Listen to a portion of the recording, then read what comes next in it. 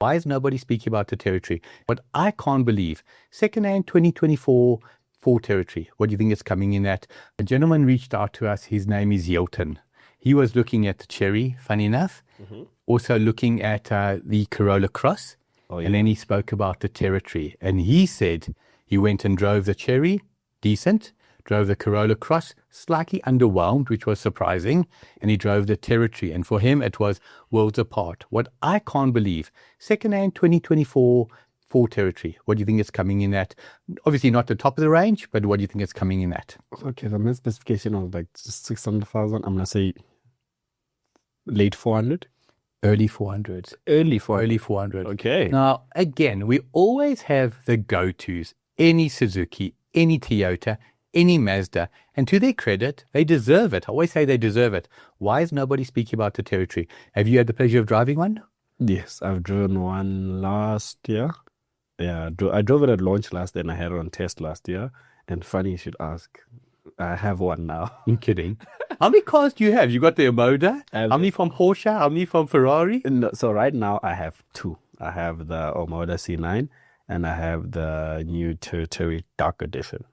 Now, again, the Dark Edition, we all know the term. So when it comes to BMW, M, Audi, RS, what is a Dark Edition in Ford? It's the chrome parts are blacked out. Right. Essentially, the chrome parts are blacked out. So you got black wheels, black roof, black front grille, and then the Ford badging and the Territory badging at the back is blacked out. Okay, interesting. So yeah, those are the two cars I have. Why it's not doing well? The Ford Territory, I honestly don't know. I just think there's too many cars in that market. I love engine, 1.8 turbo? Or is there a diesel as well? No diesel. There's no diesel. Do you think that possibly is a problem? No, because the Chinese vehicles are not diesels and they're doing well. True. So it definitely has nothing to do with the diesel. I just think when people are looking at that type of SUV, they're not thinking of a Ford. Okay. They're thinking of the Chinese, probably a VW Tiguan, the Kia Sportage, all that the stuff. price of the Tiguan. Yeah, it's expensive.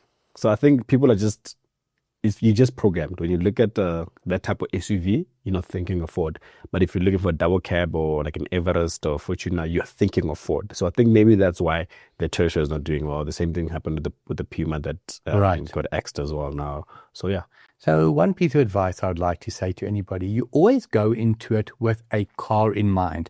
Go to any of the websites and hopefully you go to ChangeCars. You're looking for an SUV, you've got 350 to 500,000 Rand. Do a simple search.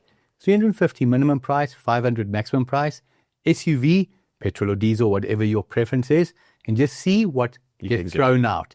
And all of a sudden you say, oh my word, how does it make sense to buy a brand new X when I could get a second hand with 10,000 kilos and so much better value?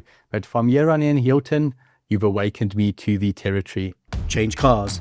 It's who we are and what you want to do.